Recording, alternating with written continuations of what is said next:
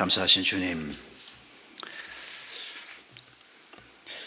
2002년 4월 13일 천국으로 가신 차영규 선교사님, 안대욱 선교사님을 기념하며 저희가 오늘 하나님 앞에 예배를 드립니다. 지난해 4월 16일 팽목항 앞바다에 침몰한 세월호를 기억하며 그 희생자들, 가족들, 고통받고 있는 많은 분들, 대책을 세우지 못하고 우왕좌왕하는 이 나라로 인해서 마음의 좌절감과 상처를 받고 있는 이 땅의 백성들을 저희가 마음에 품으며 하나님의 자비와 긍휼을 구하며 오늘 주일 예배를 드립니다. 하나님께서는 저희들에게 하나님의 정인, 복음의 정인, 하나님의 진리에 대한 정인, 하나님의 사랑과 하나님의 평화와 정의에 대한 정인이 되라고 명령하시고 약속하시고 부탁하셨습니다. 중국 땅의 정인으로 하나님께서 우리 안대욱 선교사님과 그 가족들을 보내셨고, 저희들을 저희 이웃들 가운데서, 저희 직장 동료들 속에서 복음의 정인이 되라고 저희를 지금 우리가 있는 곳으로 하나님께서 보내셨습니다. 정인이 된다는 것이 과연 무엇이며 또 어떻게 우리가 정인이 될 수 있을지 사도행전 말씀을 통해서 주님께서 저희를 깨우쳐 주시기를 간구합니다. 우리의 남은 생을 하나님의 정인으로 사는 것이 가장 복되고 가장 아름답고 가장 강하고 가장 큰 기쁨을 누리는 길이라 믿습니다. 하나님, 저희들에게 은혜를 베풀어 주시옵소서. 예수님의 이름으로 기도하옵나이다. 아멘. 우리 차영규 선교사님의 가명이 안대욱 선교사입니다. 그 이름을 수십 년 쓰다 보니까 이제는 본명을 잊어버릴 정도가 됐습니다만, 제가 우리 안대욱 선교사님을 처음 만난 것은 1989년 12월 달이었습니다. 그때 저는 영국에서 한 2년 반 정도 석사과정 공부를 하나 마치고 가족들과 함께 귀국하는 중이었습니다. 9월 말에 석사학위 논문을 제출을 하고 한 석 달 정도 좀 쉬었다가 귀국하도록 교회 허락을 받았습니다. 어디에 가서 좀 쉬나 그러다가 필라델피아로 오라는 선배 요청을 받았습니다. 그래서 필라델피아에서 아주 그때 아이들이 다 어렸습니다. 막내는 태어난 지 한 5개월밖에 안 됐고, 아주 어린 애들하고 같은 시간에 자고 같은 시간에 일어나고 같이 산책하고 그렇게 한 2달을 보냈는데 아주 참 잊을 수 없는 꿈 같은 시간이었습니다. 저를 필라델피아로 오게 한 제가 아주 가까운 형님이라고 부르는 선배가 제게 한 3주 지났을 때 얘기했습니다. 이 필라델피아에서 딱 한 사람, 꼭 박 목사가 만났으면 하는 사람이 있다는 겁니다. 그분이 차영규 선교사였습니다. 목회 편지에 썼습니다마는 우리 차영규 선교사님은 할아버지가 중국에서 목회를 했습니다. 그리고 중국이 공산화되고 버틸 수 있는 데까지 버티고 있다가 도저히 더 이상 있을 수 없어서 귀국을 했습니다. 그리고 성도들과 헤어질 때 다시 돌아오겠다 그렇게 약속을 했는데 갈 수 있는 길이 없었습니다. 그래서 할아버지가 늘 내가 다시 중국으로 가야 하는데 그 얘기를 들으면서 우리 안대욱 선교사가 어린 시절을 보냈습니다. 그리고 언젠가부터 할아버지에게 그렇게 말하기 시작했답니다. 할아버지 대신에 내가 가겠다고. 이분이 가족들이 일찍이 미국으로 다 이민을 갔습니다.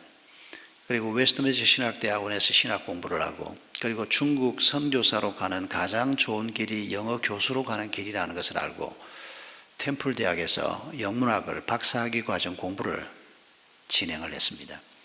그리고 저를 만났을 때는 이미 한 달 후에 중국으로 들어갈 준비가 다 돼 있는 상태였습니다. 북경의 한 대학에 영어 교수로 들어가도록 이미 초청을 받고 비자까지 다 받은 상태였습니다.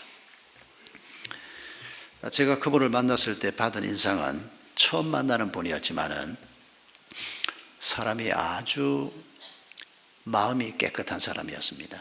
하나님의 부르심 앞에서 무엇이든지 자기가 하겠다. 그 순수함, 열정 이런 것들이 느껴지는 사람이었습니다.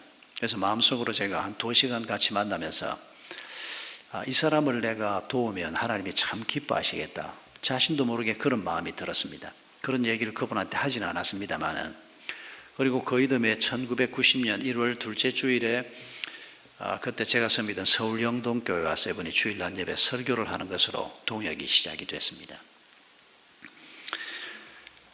온 나라가 월드컵으로 들떠있던 2002년도에 4월 13일이 토요일이었습니다. 아까 여러분이 화면에 보신 것처럼 교인들과 함께 점심 식사를 하고 그 3년 전에 북경 시내에 복음교회라고 하는 교회를 하나 개척을 했습니다.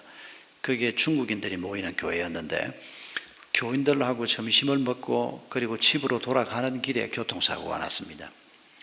토요일 오후에 제가 그 연락을 받고 45세 젊은 선교사가 어린 아이들 셋과 부인을 남겨놓고 가는 것도 안타깝고 그리고 이제 사역이 시작이 돼서 한 12년 정도 됐는데 사실은 대학 교수 한 3년을 빼고 나면 사역이 한 9년쯤 됐는데 이 사람의 뒤를 이어서 일할 선교사가 없었습니다.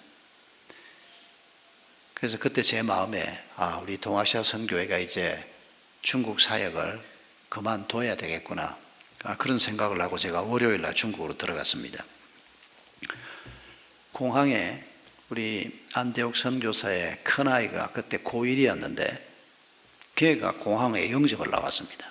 그래서 제가 제인아 너는 집에 있지 왜 나왔냐? 목사님이 오시는데 목사님 얼굴을 아는 사람이 없어서 자기가 나왔다는 겁니다. 그런데 얼굴이 너무 편안했습니다. 그 민감한 사춘기 고등학교 1학년짜리 여자아이가 아빠를 아주 참혹한 사고로 잃었습니다. 하나님에 대한 원망이 얼마나 클까? 제가 제인이를 만나면 뭐라고 얘기를 해줘야 될까? 사실 그 걱정을 하면서 갔는데 얼굴이 너무 평안했습니다. 집에 들어갔는데 우리 사모님도 안대욱 선교사님하고 나이가 동갑입니다. 우리 사모님도 얼굴이 너무 평안한 겁니다. 믿기 어려울 정도로 평안했습니다. 그리고 제가 도착했을 때 이미 무덤 자리를 사놓았습니다.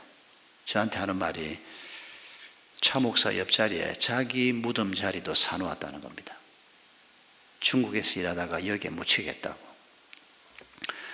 막내는 중국에서 태어났는데 아까 사진에서 우리 차 목사님의 그 무덤 자리에서 새아이하고 같이 우리 안경숙 사모님이 찍은 사진을 보셨을 텐데 중국에서 태어난 막내는 그때 갓난 아기였습니다. 그는 다운 증후군을 가지고 있는 장애인이었습니다. 미국 시민권자고 친정 시가가 전부 동부에 필라델피아 쪽에 있는데 당연히 돌아갈 걸로 생각했습니다. 그런데 하나님께서는 돌아가지 않게 하셨을 뿐 아니라 얼마 후에 이분들을 파송한 필라델피아의 임마누엘 교회 담임 목사였던 분을 중국 선교사로 부르셔서 그분이 지금 우리 교회 파송 선교사로 우리 문도신학원에 부원장을 하고 있는 한평생 선교사입니다. 미국에서 박사학위를 한 1.5세신데 하나님께서 얼마나 놀랍게 역사를 하시는지 이분이 중국에 남겠다는 얘기를 듣고 우리 선교회 이사회에서 이분을 선교회 대표 서지로 임명을 했습니다. 음악을 전공한 분인데 살림만 살았지 사역을 하지는 않았습니다. 과연 이분이 자신이 원하는 대로 일을 할 수 있을까? 그리고 문도신학원은 남편은 교수였고 원장이었는데 이분은 교수를 할 수도 없습니다. 신학 공부를 안 했기 때문에. 그래서 이사회를 별도로 만들었습니다. 그리고 이사장으로 임명을 했습니다. 학교 경영을 책임지라고.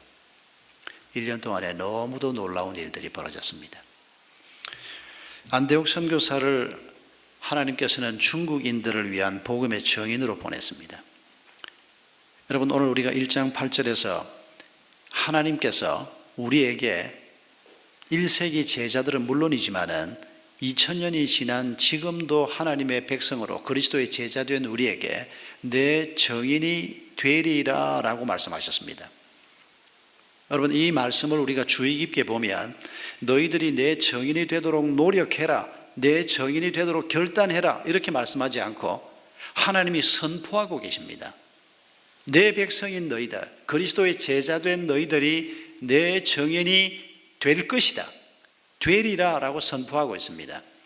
여러분, 하나님의 정인이 되는 일에는 하나님이 주도적인 역할을 한다는 사실을 기억해야 합니다.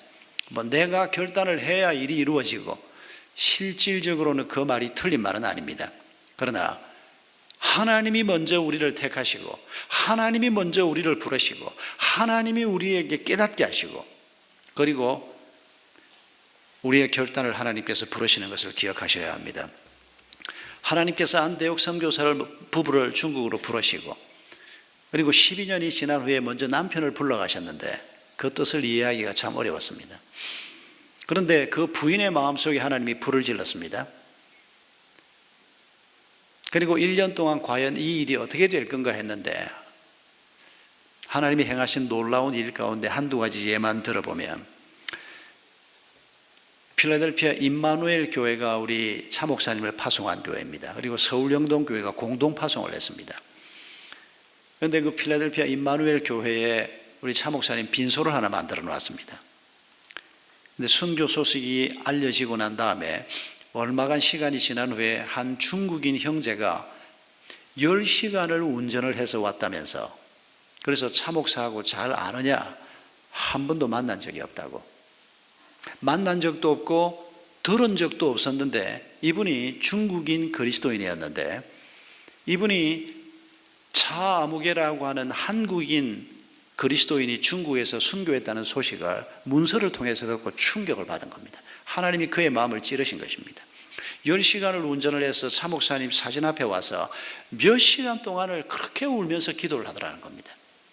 그리고 이분이 일어서서 우리 임마누엘 교회 한 분에게 이렇게 말했습니다. 나는 편안하게 살고 싶어서 예수를 믿지만 내 조국 중국에 대해서는 생각도 하지 않고 살아왔다. 그런데 어떻게 한국 사람이고 미국 시민권자인 이 사람이 중국 땅에서 중국 사람을 위해서 죽는단 말이냐. 그게 너무 가슴 아플 뿐만 아니라 자기가 너무 하나님 앞에 잘못 살고 있는 것을 지적받은 것 같아서 너무 죄송하다. 이런 식으로 하나님께서 사람들 마음을 찌르기 시작하셨습니다. 그 이듬해 제가 신학교 졸업식에 갔는데 우리 재학생들이 나와서 선배들을 졸업시키는 그 자리에서 특송을 하는데 막 울면서 찬송을 하는 겁니다. 중국 사람들이 아주 좋아하는 복음 찬송이었는데 가사를 개사를 했는데 옆에 앉아있는 우리 통역하는 형제 조순족 형제한테 지금 저 찬송가의 가사가 뭐냐 제가 그렇게 물었더니 우리 선생님이 이 땅에서 우리를 위해서 복음을 위해서 죽었는데 우리도 나가서 죽자, 우리도 나가서 죽자, 그게 가사였습니다. 물론 아직까지 죽은 사람은 없습니다. 아직까지 우리 차 목사의 제자 중에서 감옥 간 사람도 없습니다. 그러나 선생님이 그렇게 죽는 걸 보면서 이 사람들 마음속에 한국인이 와서 복음을 위해서 죽는데 중국인인 우리가 중국 사람을 위해서 왜 죽지 못하겠나, 이런 불타는 마음을 하나님이 불러일으키신 겁니다. 여러분, 하나님이 그의 정인을 삼는 일은 사람들이 결정해 줘야 되는 일이 아니고 요한복음 15장 16절에 있는 말씀처럼 너희가 나를 택한 것이 아니요 내가 너희를 택하여 세웠나니 이는 너희로 가서 열매를 맺게 하고 또 너희 열매가 항상 있게 하며 내 이름으로 아버지께 무엇을 구하든지 다 받게 하려 함이니라. 여러분, 하나님이 왜 우리를 택했습니까? 우리를 부려먹으려고? 아닙니다. 여러분, 하나님은 우리가 없어도 일하실 수 있는 분입니다. 하나님은 돌을 입을 벌려서라도 하나님이 하시고자 하는 일을 할 수 있습니다. 우리를 택하신 것은, 우리를 정인 삼으시는 것은 우리를 통해서 많은 열매가 있게 하고 그 열매 때문에 우리가 하나님의 기쁨에 동참하게 하려는 것입니다. 그뿐 아닙니다. 요한복음 15장 16절 끝부분에 있는 이 말씀을 꼭 기억하셔야 합니다. 내 이름으로 아버지께 무엇을 구하든지 정인된 우리가 하나님의 열매를 맺는 우리가 다 받게 하려 함이라. 왜 이런 일이 벌어진다는 겁니까? 내가 구하는 것이 무엇이든지 다 이루어진다는 말이 무슨 말입니까? 내가 구하는 것이 하나님이 구하는 것과 똑같다는 것이 얘기입니다. 내 마음이 하나님의 마음이요, 내 목표가 하나님의 목표요. 우리가 이렇게 존귀한 자가 되는 것, 그걸 위해서 우리를 부르셨다는 것입니다. 우리를 써먹고 집어 던져버리고 우리를 일회용 소모품처럼 쓰기 위해서 하나님이 부르시는 것이 아니고 우리를 정인으로 부르셔서 우리의 가정에서, 우리의 일터에서, 어떤 분은 중국에서, 어떤 분은 죽음을 통해서, 어떤 분은 정직한 삶을 통해서, 어떤 분은 사랑의 실천을 통해서 우리가 하나님의 정인이 되고 거기에 많은 열매가 맺히고, 그리고 내가 무엇을 구하든지 하나님께서 응답할 수밖에 없는 존재가 되는, 내가 너 안에, 네가 내 안에 있을 때 무엇이든지 원하는 대로 구하라 그리하면 이루리라, 이런 놀라운 존재가 되게 하겠다는 것입니다.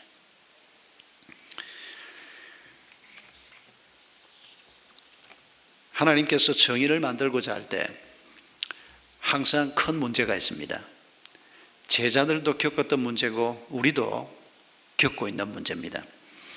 오늘 본문 1장에서 내 정인이 될 것이다, 하나님께서 그렇게 말씀하실 때 제자들이 6절에 보면 여쭈어 이르되 주께서 이스라엘 나라를 회복하심이 이때니까 라고 묻습니다. 이스라엘 독립을 묻는 것입니다. 여러분, 이게 별로 이상한 질문이 아닙니다. 지금 식민 통치를 받고 있습니다. 로마 사람들 때문에 엄청난 세금을 내고 있고 경제적인 수탈을 받고 있고 종교적으로도 우상 섬기는 것을 계속 강요받고 있고 강력한 힘을 가지고 있는 로마 사람들이 여기저기 신전을 만들어 놓고 하나님을 섬기는 일을 위협하는 이런 위기 속에서 오랫동안 이 사람들이 살아왔습니다. 그런데 지금 예수님의 부활을 목격했지만은 제자들에게 시급한 문제는 현실의 문제 아닙니까? 현실 문제에서 벗어날 수 있는 사람이 누가 있습니까? 우리 가운데 단 한 사람도 없습니다. 주님께서 성령이 임하시면 너희가 권능을 받고 새로운 세상이 이루어질 것이다, 새로운 일이 시작될 것이다, 이렇게 말씀을 하시는데 제자들 마음에는 그러면 성령이 오셔서 이루어지는 그 새로운 일이 우리 이스라엘, 내 조국을 독립시키는 것입니까? 여러분, 이걸 물어보지 않을 사람이 누가 있겠습니까? 성령이 임하시면 병든 내 아이가 낫게 되는 것입니까? 이걸 물어보지 않을 부모가 누가 있겠습니까? 우리가 다 물을 수밖에 없습니다. 성령이 임하시고 내가 그리스도의 정인이 되면 내가 이 세상 사는 게 조금 더 편해지는 겁니까? 성진이 남들보다 좀 빨리 되는 겁니까? 그거 물어보지 않을 사람이 누가 있겠습니까? 그게 우리의 현실의 문제인데 물어봐도 괜찮습니다. 그러나 중요한 것은 묻되 내 현실의 문제 속에 나도 갇혀있지 말고 그 위에 하나님까지 거기에 가두지는 말라는 것입니다. 이스라엘의 독립은 이스라엘 백성들의 소원이었습니다. 1948년이 되었어야 독립하게 되었습니다마는 여러분, 그 2000년의 장구한 세월 동안에 유대인들이 당한 고통이 얼마나 큰지 우리가 압니다. 신앙의 문제를 떠나서 자기 나라가 없는 백성들이 어떤 고통을 당하는지, 지금도 쿠르드족 같은 족들을 보면 수백만 명이 여러 지역에 흩어져서 나라 없는 백성으로 얼마나 고통스러운 삶을 사는지 모릅니다. 1945년 8월 15일에 이 나라가 일제 통치에서 해방된 것은 놀라운 하나님의 은혜입니다. 그러나 여러분, 나라가 독립을 하고 내가 직장에서 좀 성진을 하고 연봉이 올라가고 내 아이들이 공부를 잘하고 내 아이들이 건강하게 자라주고 우리 교회가 좀 든든하게 세워져 가고, 이런 현실의 문제 이전에 이런 현실의 문제를 우리가 벗어날 수 없더라도 이 현실에 묶이지 말라는 것입니다. 하나님께서 우리에게 요청하는 것은 성령이 임하면 너희가 내 정인이 될 것이다. 하나님이 이 일을 하시겠다는 것입니다. 하나님이 우리에게 이런 일을 행하실 때 거부하지 말라는 것입니다. 죄인이 얘기를 조금 더 하고 싶습니다. 우리 차 목사님 세 아이 중에서 큰애가 딸입니다. 둘째, 셋째는 아들들이고 재인이가 고1 때 아버지가 돌아가시고 그 이듬해 고2 때 미국 시민권자니까 또 영어를 아주 잘합니다. 얘가 영어와 중국어와 한국어를 아주 잘합니다. 미국 칼빈 대학에 원서를 냈습니다. 칼빈 대학은 그랜드 레피즈에 있는 아주 좋은 기독교 대학입니다. 거기에 선교사 자녀들이나 경건한 크리스찬들이 애들을 많이 보냅니다. 얘가 그 학교에 원서를 제출을 하면서 추천서를 제게 요청을 했습니다. 그리고 학교에다가 자기 소개서를 제출을 했는데 그걸 그대로 저한테 보냈습니다. 제가 추천서를 쓰기 위해서 재인이가 자기를 학교에 소개한 그 글을 읽고 그날 저녁에 얼마나 감사하면서 울었는지 모릅니다. 재인이가 이렇게 써놓은 겁니다. 자기는 미국에서 공부를 마치고 나면 다시 중국으로 돌아올 것이다. 그것은 중국이 아버지가 순교한 땅이기 때문이 아니다. 중국에서 어머니가 선교사로 일하고 있기 때문이 아니다. 내가 중국을 사랑하기 때문이다. 내가 중국을 섬기기를 하나님이 원하심을 알기 때문이다. 그게 고2짜리 1년 전에 아버지를 비참하게 잃어버린, 하나님을 원망할 수 있고 아버지가 돈을 남겨놓았습니까? 인간적으로 생각하면 당장 학비도 없고 막연하게 짝이 없는 그런 상황인데 이 고등학교 2학년짜리 여자아이가 그런 놀라운 글을 써서 학교에 보낸 겁니다. 웨스트민스터 신학대학원에 칼빈 대학을 졸업한 다음에 그 필라델피아에 있는 웨스트민스터 신학대학원에서 공부를 했습니다. 그때는 우리 샘물교회가 장학생으로 지원을 했습니다. 그리고 지금은 시카고에 있는 트리니티 대학에서 결혼을 하고 벌써 아기 엄마가 됐습니다. 거기에서 막내 동생을 데리고 살면서 그 막내가 그동안에 자라가지고 이제 미국에 가서 고등학교를 지금 다니고 있습니다. 거기에서 지금 남편하고 같이 공부가 끝나면 우리 신학교에 교수로 들어가기 위해서 지금 준비를 거의 끝내가고 있습니다. 얼마나 놀라운 일인지 모릅니다. 그 어린 아이의 마음속에 중국에 대한 사랑을 부어주시고 아버지가 걸어갔던 길, 어머니가 걸어가고 있는 그 길을 동일하게 자신의 길로 부르시는 하나님 원망하지 않고 그 길을 걸어가는 우리 재인의 모습을 볼 때마다 하나님께서 자신의 정인을 얼마나 놀랍게 세우시고 부르시는지를 확인할 수 있는 사건입니다. 여러분, 하나님께서는 우리에게 정인이 되라고 하셨다. 이 말을 우리가 꼭 기억해야 합니다. 근데 우리는 자꾸 하나님께서 우리한테 뭘 명령하시고 뭘 약속하셨는지를 잊어버립니다. 여러분, 하나님은 우리에게 하나님을 위한 변호사가 되어달라 그런 부탁을 하지 않았습니다. 정인이라는 게 뭡니까? 내가 변호사가 되어달라 그런 생각 해본 적이 없는데 이렇게 말씀하실지 모르겠습니다만은, 그러나 우리가 하는 말을 보면 알 수 있습니다. 나는 성경 별로 모릅니다. 이 말이 뭘 의미하는 겁니까? 우리가 많은 지식을 갖는 것이 필요는 합니다만은, 그러나 많은 지식이 있어야 정인이 되는 게 아닙니다. 정인은 내가 새벽에 화장실 가서 한 3시나 됐나 싶은데 그쪽에서 하는 비명소리를 내가 들었습니다. 그게 정인 아닙니까? 정인이 하는 소리가 한 몇 데시벨쯤 되고 그런 거 몰라도 괜찮습니다. 음향 전문가나 그런 걸 알지 누가 그걸 그렇게 설명할 수가 있겠습니까?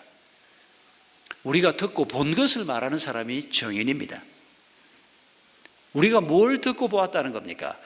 예수 그리스도의 십자가와 부활 사건을 얘기하는 겁니다. 하나님께서 우리를 죄의 올무에서 건져내기 위해서 행하신 그 일을 내가 경험한 것, 그걸 우리가 사람들 앞에 내가 듣고 본 대로 얘기하면 하나님께서 역사하신다는 것입니다.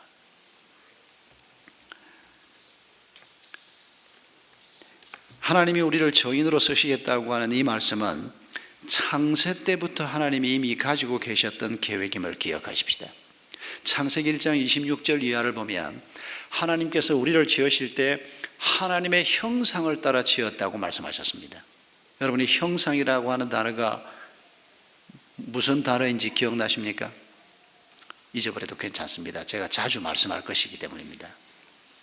아이콘입니다.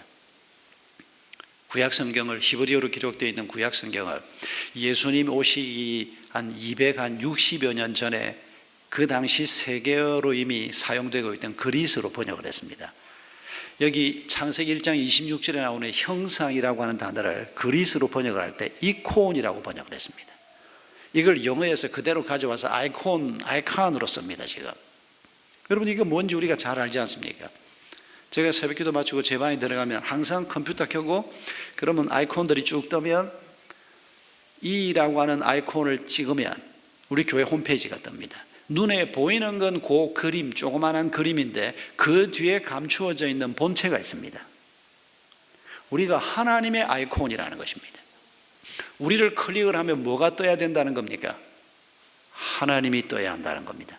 분노하고 있는, 남편 때문에 분노하고, 아내 때문에 분노하고, 돈 물려주지 못한 부모 때문에 분노하고, 날 무시하는 회사의 직장 상사들 때문에 분노하고, 세상 때문에 분노하고, 이것저것 때문에 상처 입고 피를 흘리고 있는 그런 모습이 아니고 하나님의 아름다운 모습이 드러나게 하는 그런 아이콘으로 하나님이 우리를 지으셨다는 것입니다. 그럼에도 불구하고 우리가 피를 흘리게 되고 상처를 입게 됩니다. 그런 하나님께서 예수 그리스도의 십자가 사건을 통해서 우리를 치유하시고 우리에게 새로운 자존감을 주시고 우리가 얼마나 귀하고 존귀한 사람인가를 깨우쳐 주시고 우리를 하나님의 정인으로 쓰시겠다는 것입니다. 그런데 이 세상에 가짜 정인 혹은 준비되지 못한 정인들이 굉장히 많습니다. 교회를 출입하고 하나님의 사역을 위해서 뭘 한다고 하는데도 잘못된, 준비되지 못한, 심지어 가짜 정인 때문에 하나님이 오히려 긍정적으로 사람들 앞에 좋은 정인들에 의해서 드러나기보다 오히려 하나님이 모욕을 당하는 일이 너무 많습니다.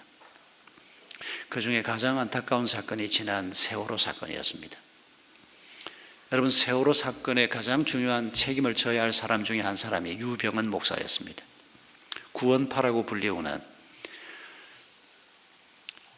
여러분, 유병헌, 구원파 이런 분들에 대해서 우리가 자세히 알지 못하니까 다른 얘기는 다 차치하고라도 그가 목사였고 설교자였고 또 그러다가 사업을 해서 돈도 벌이기도 하고 회사가 망하기도 하고 그러긴 했습니다만은 어쨌거나 목사라서 사업을 해도 되냐 안 되냐 이런 얘기는 차치하고라도 자기가 소유주로서 그런 일을 하면 하나님께서 우리에게 말씀하신 대로 정직하고 성실하게 다른 사람을 섬길 수 있는 이런 배를 만들고 그런 운영을 해야 될 거 아니겠습니까? 그런데 이번에 우리가 보았지만은 완전히 엉터리였습니다. 하나님 모르는 사람도 이렇게 엉터리를 하면 안 되는, 그런데 목사라는 사람이, 그리스도인이라는 사람이 이 사람 때문에 구원파만 욕을 먹은 게 아닙니다. 예수가 얼마나 욕을 먹었는지 모릅니다. 그게 참 가슴 아픕니다. 그리고 아직도 우리 사회가 지금 세월호 후유증에서 벗어나지 못하고 있지 않습니까? 정부도 우왕좌왕하고 있고 도대체 어떻게 문제를 해결해야 될지 몰라서 못하는 게 아니라 뿌리가 너무 깊어서 이걸 지금 감당을 못하고 있는 게 아닌가 생각이 됩니다. 여러분, 잘못된 정인들 때문에 세월호 사건 같은 일이 일어나고 이 일이 수습도 잘 되지 못하고 그리스도인이 이 속에 없습니까? 있지 않습니까? 여러분, 우리가 하나님의 정인으로 부름을 받았습니다. 우리의 가정에서 세월호 사건 같은 사건이 나지 않도록, 내 직장에서 다른 사람에게 이렇게 고통을 주는 참사가 일어나지 않도록 우리가 하나님의 정인 노릇을 잘 감당해야 한다는 것입니다. 정직하고 성실하게 하나님의 사랑의 정언을 하고 원칙대로 하지 않는 일에 대해서 목이 잘리는 한이 있더라도 아니라고 우리가 고집을 하고 그런 길을 걸어갈 때, 그 정인의 길을 걸어갈 때 세상에서 망하는 자 같으나 그 사람이 결코 망하지 않을 것을 하나님은 약속하셨습니다. 한국에 온 선교사님들 중에서 참 귀한 분들이 많았습니다. 목숨을 이 민족을 위해서 바쳐주시고 이 땅의 교회를 위해서 헌신하신 분들도 참 많았습니다만은, 그러나 준비되지 못한 선교사들도 더러 있었습니다. 지금이나 옛날이나 마찬가지입니다. 우리 한국 선교사들이 지금 현재 2만 3천여 명 해외에 나가서 일을 하는데 참 귀한 선교사들도 많고 준비되지 못한 선교사들 때문에 일어나는 일들도 많이 있습니다. 한국에 온 선교사 중에서 자기가 조그마한 과수원을 가지고 있었는데 아이 중에서 그 동네 아이 하나가 이 선교사가 소유하고 있는 과수원에 과일을 따먹어 버렸습니다. 화가 난 이 선교사가 그 아이를 기어이 잡아오게 했습니다. 그리고 그 아이 아마 부모들이 그렇게 행색깨나 하는 사람이 아니었던 모양입니다. 그 아이를 잡아와서 그 아이 뺨에다가 칠산은을 가지고 도적이라고 글을 새겼습니다. 그 사진이 지금도 남아 있습니다. 이건 선교사가 아니라 그리스도인, 선교사까지 되지 않더라도 이제 막 예수를 믿은 사람이라고 해도 내 과일나무에 과일을 몇 개 따먹었다고 해서, 물론 이건 문화 차이도 있는지도 모르겠습니다. 선교사 입장에서는 서양 사회의 정의를 생각하면 어떻게 남의 과일을 따먹는단 말이냐, 이건 버릇을 고쳐야 한다, 이런 측면이 혹 있을 수도 있지만 그러나 이건 아닙니다. 준비되지 못한 선교사가 틀림없습니다. 그 선교사가 행하는 걸 보면서 그 동네 사람들이 뭐라고 생각했을 것 같습니까? 아, 기독교라고 하는 건 참 무서운 종교인 모양이다. 세상에 아이 뺨에다가 그렇게 글씨를 새겨서 이걸 그 애가 평생 달고 살았는지도 모르겠습니다. 어떤 선교사는 가마를 사다가 가마꾼을 쓰면 돈이 드니까 교인들이 그 가마를 매게 했습니다. 그리고는 교인들이 메고 선교사님, 목사님을 태우고 교인들 집 신방을 다녔습니다. 선교사님이 몸이 약해서 그랬는지 어쨌는지 모르겠습니다만,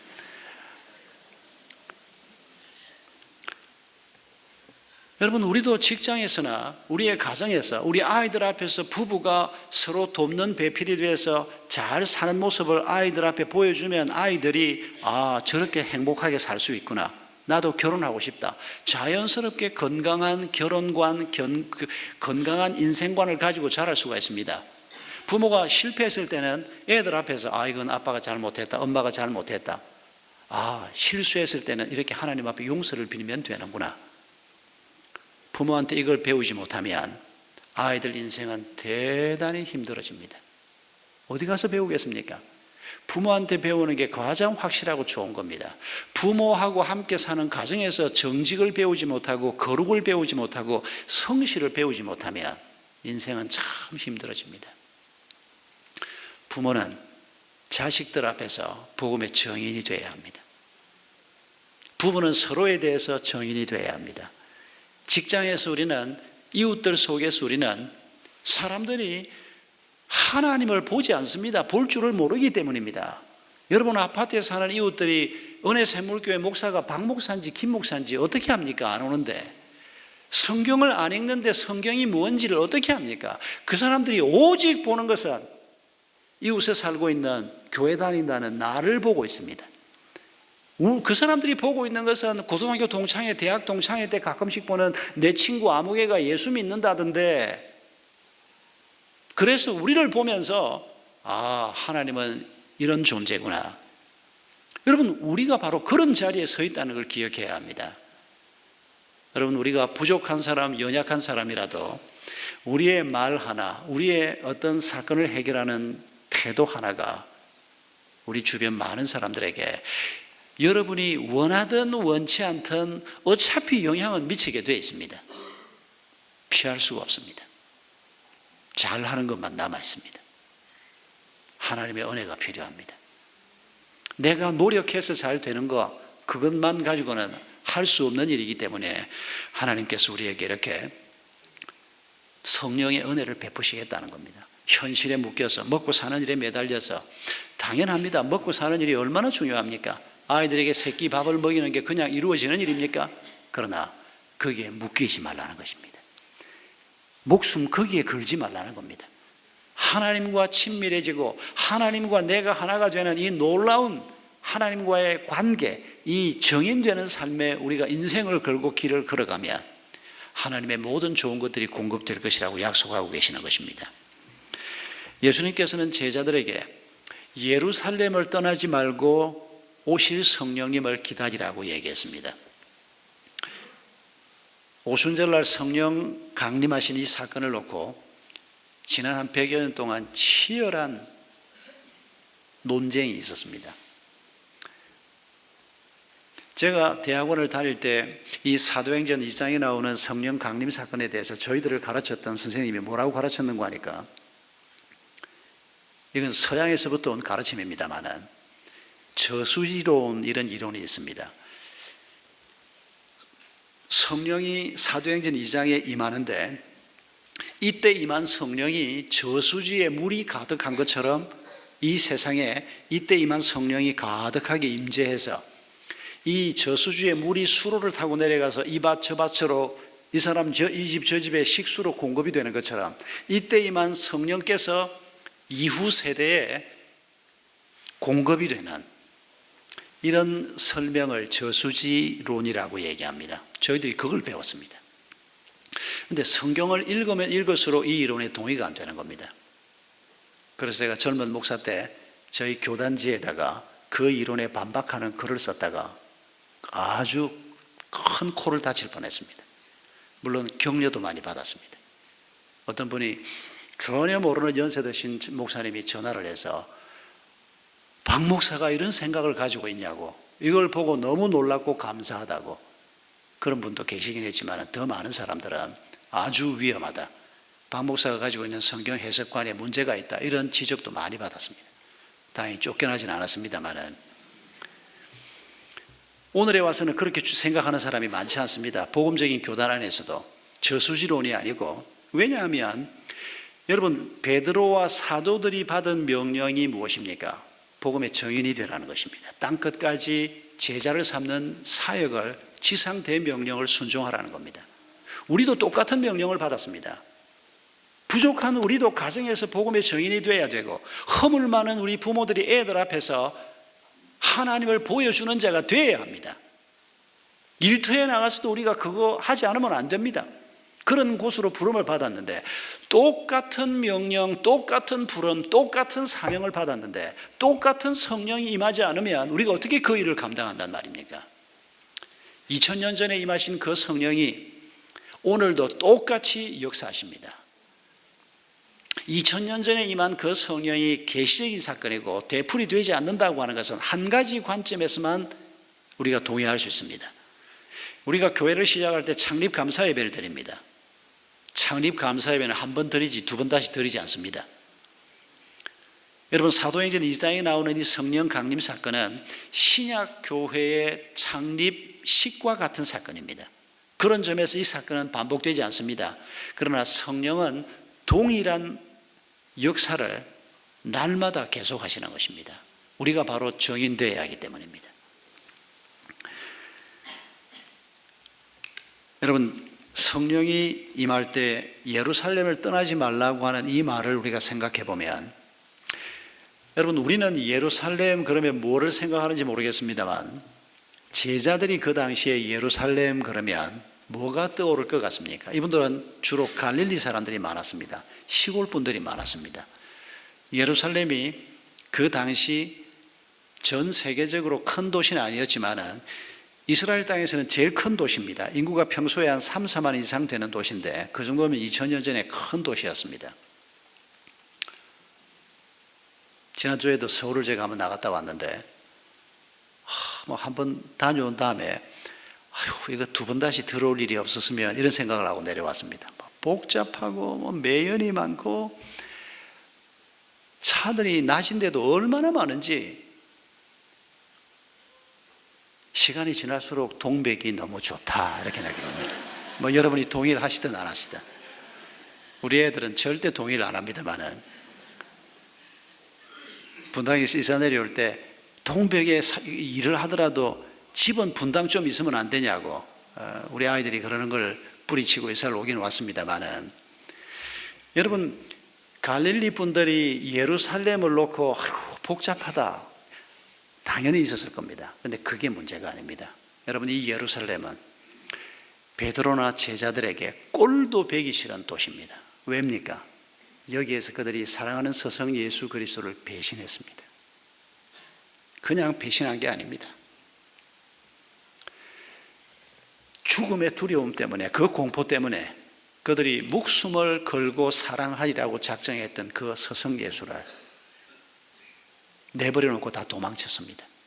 그 중에 어떤 제자는 예수님을 팔아먹었습니다. 돈 욕심 때문에 팔아먹었습니다. 베드로는 예수님을 저주까지 했습니다. 그냥 모른다고 부인한 게 아니라. 여러분, 그들에게 예루살렘이라고 하는 땅은 수치의 땅이고 눈물의 땅이고 아픔의 땅이고 죄악의 땅이었습니다. 그런데 우리 주님께서 예루살렘을 떠나지 말라. 무슨 뜻일까요, 이게? 물론 예루살렘이라고 하는 중심에서부터 하나님의 교회가 시작되고, 또 특히 6월절에 수많은 사람이 이 예루살렘 순례객으로 오는, 앞으로 일들을 두고 예루살렘을 출발점으로 삼은 것도 사실입니다만은, 그러나 제자들 개인의 입장에서 생각하면 자기들의 그 수치스러운 모습이 고스란히 드러난 그곳에서부터 하나님의 은혜를 입으라는 것입니다. 치유하시는 하나님의 은혜를 입으라는 것입니다. 죄를 사하시는 하나님의 은혜를 입으라는 것입니다. 새로운 피조물로 태어나는, 새로운 사람으로 빚어지는 부활의 생명력을 공급받으라는 것입니다. 그곳에서부터 하나님의 은혜를 입고 시작하라는 것입니다. 여러분, 성령이 오실 때 그 성령께서 행하신 여러 가지 일들 중에서 두 가지 단어만 기억하십시다. 시급함과 소통이라고 하는 두 단어입니다. 여러분, 성령이 오셨는데 그 다음에 일어나는 사건이 뭡니까? 성령이 임하실 때 모습을 얘기할 때 불의 혀같이 갈라지고 이런 설명이 나오는데, 그 다음 사건을 보면 사도들 12사도가 함께 나가서 서고 베드로가 설교를 하는데, 베드로가 그때 히브리 말로 설교했지 않겠습니까? 그게 자기 모국어니까 그리스어로도 아마 설교는 할 수 있었을 거라고 생각합니다. 베드로 전후서를 쓴 걸 보면. 그런데 히브리 말로 설교를 했을 텐데 각지에서 모여온 사람들, 6월절 때니까 각지에서 사람들이 와 있었습니다. 그런데 그 설교를 듣는 사람들이, 아니 무슨 이런 일이 다 있냐, 저 사람이 지금 히브리 말로 설교를 하는데 내 귀에는 헬라 말로 들리고 내 귀에는 갑바도기아 말로 들리고, 이런 놀라운 기적이 일어났습니다. 여러분, 이 기적을 왜 하나님이 이렇게 했을까요? 제자들이 언제 터키 말 배우고 아프리카 말 배우고 언제 그거 다 배워서 할까? 하나님의 마음이 급하셨던 거 아닐까요? 예수 그리스도가 부활하셨는데 그분이 지금 성천하시고 열흘이 지나고 수많은 사람이 지금 6월절에 모였는데 이 사람들에게 이 복음이 전해져야 한다. 복음의 시급성을 우리에게 보여주는 사건이 틀림없습니다. 제가 아끼는 선교사 한 분은 지금 중국 가서 목회하다가 중국 가서 일을 하는데, 이 양반이 어느 날 기도하고 있는데 갑자기 방언이 터졌는데, 그 방언이 남들이 알아듣지 못하는 방언이 아니고 중국말이 터졌습니다. 듣다 이런 사람을 그동안에 가끔씩 듣긴 했는데 제 눈앞에서 이런 사람을 처음입니다. 말은 들었습니다. 제가 영국에서 공부할 때 우리 교수님이 직접 자기가 아는 사람 중에 그런 사람이 있다는 얘기도 했고, 우리 손봉호 박사님이 동료 교수가 예수함이 있는데 독일어과 교수인데 저녁에 집에 들어가니까 와이프가 기도를 하고 있는데, 와이프는 대학 때 불어를 제2 외국어로 했고 독일어는 한자도 모르는데 독일어로 기도를 하더라는 겁니다. 이 양반이 놀래 자빠져가지고 그 다음날 우리 손보호 장로님한테 어떻게 이런 일이 다 있냐고. 그런데도 그 양반이 교회를 안 나온다고 걱정을 하시더라고요, 우리 손 박사님이. 그게 벌써 한 20년 전 얘기인데 제가 이런 얘기를 듣긴 했습니다. 하나님이 지금도 필요하시면, 내가 한마디도 못하는, 저는 독일어를 제2 외국어로 하긴 했습니다만 제 입에서 불어가 줄줄 나오는 날이 있다고 해도 너무 놀라지 마십시오. 하나님이 필요하시면 하실 수도 있는 일입니다. 그런데 우리 그 형제는 지금 중국에서 열심히 일을 하고 있는데 어느 날 그냥 중국말이 터져 나온 겁니다. 그래서 중국 잡혀갔습니다. 지금 오지에 들어가서 고산에 살고 있는 사람들을 위해서 열심히 섬기고 있습니다. 여러분, 복음이 전해지는 것이 왜 시급한 일입니까? 꼭 우리가 언어를 배워서 이렇게 하는 것이 너무 늦다 그런 뜻이 아니라, 여러분, 하나님께서 예레미야에게 말씀을 맡기면서 지금부터 약 한 2500년 전입니다. 그때 예레미야가 약관의 청년이었습니다. 아주 어린 청년이었습니다. 그런데 예레미야에게 하나님이 말씀을 맡기면서 주신 놀라운 말씀이 있습니다. 예레미야 1장 10절을 보면 하나님께서 뭐라고 말씀하시는 거 하니까, 내가 너에게 이 말씀을 주는데 오늘 너를 여러 나라와 여러 왕국 위에 세워 네가 그것들을 뽑고 파괴하고 파멸하고 넘어뜨리고 그리고 건설하고 심게 하였느니라 하니라. 예레미야 1장 10절 말씀입니다. 20살짜리 어린 청년에게 하나님이 말씀을 맡겼습니다. 지금 이스라엘은 남쪽 유다 왕국입니다. 북이스라엘은 벌써 한 150년 전에 망했고 남쪽 유대가 무너져 가고 있는데 말씀을 맡겼습니다. 이 어린 청년이 하나님, 내가 이 말씀을 들고 나가서 전해봐야 무슨 일이 벌어지겠습니까? 저들의 이마는 돌처럼 단단하고 아무 일도 벌어지지 않을 겁니다. 그렇게 절망하고 힘들어하는 그에게 이 약속의 말씀을 주십니다. 예레미야는 눈물의 선지자입니다. 그가 이 말씀을 들고 나가서 전했더니 그 말씀을 받지 않아서 그 나라는 무너지고 말았습니다. 그러나 그가 가지고 있는 말씀은 무너뜨리는 말씀이 아니고 순종하면 심고 세워지는 말씀입니다. 그런데 유대가 왕으로부터 시작해서 모든 사람들이 그의 말씀을, 하나님의 말씀을 받지 않으므로 무너지고 말았던 것뿐입니다.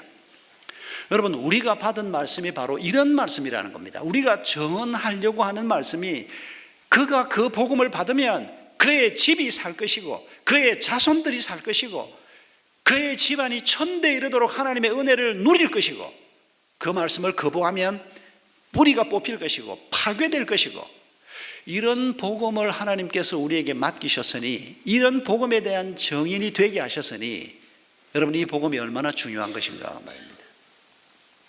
시급하게 전해져야 하고 중요하게 다루어져야 한다는 것입니다. 그리고 소통이 일어나야 합니다. 단순히 언어의 벽이 있는 곳에 언어의 소통만이 아니고 부부 사이에 마음의 소통이 있어야 하고, 부모 자식 사이에 소통이 있어야 하고, 목원들끼리 서로 마음의 소통이 있어야 하고, 하나님과 우리 사이에 소통이 있어야 하고. 여러분, 소통이 시작되면 치유가 시작됩니다. 소통이 시작되면 하나님이 행하시는 모든 일들이 거기에서 일어나기 시작합니다. 성령은 소통하게 하시는 분입니다. 성령이 우리 가운데 임하실 때 우리의 말문이 열리기 시작하고, 부부가 서로 말문이 열리기 시작하고, 부모 자식 사이의 말문이 열리기 시작할 것입니다. 목원들이 입이 열리도록 성령님께 우리가 부탁하는 기도를 해야 할 것입니다. 여러분, 하나님께서 이런 일을 우리에게 약속하시면서 너희가 복음의 정인이 되리라 라고 선포하고 계시는 것입니다. 여러분, 우리가 구해야 할 산지는 이 세상에서 남보다 좀 더 잘 먹고 잘 사는 그런 정도의 산지가 아니고, 내가 서 있는 그곳에서 이 영광스러운 복음의 정인이 되는 것입니다. 우리가 그 정인이 될 때 바로 그런 우리를 통해서 하나님은 가장 아름답고 가장 멋진 일을 이루시고 우리의 삶을 가장 아름답고 근사하고 평강이 넘치는 삶으로 세울 것이 틀림없기 때문입니다. 우리 함께 찬송하십시다. 주님이 우리에게 주시마 약속하신 갈렙이 하나님 앞에 구했던 이 산지를 내게 주소서라고 하는 찬송의 의미를 우리가 생각하면서 함께 고백하겠습니다.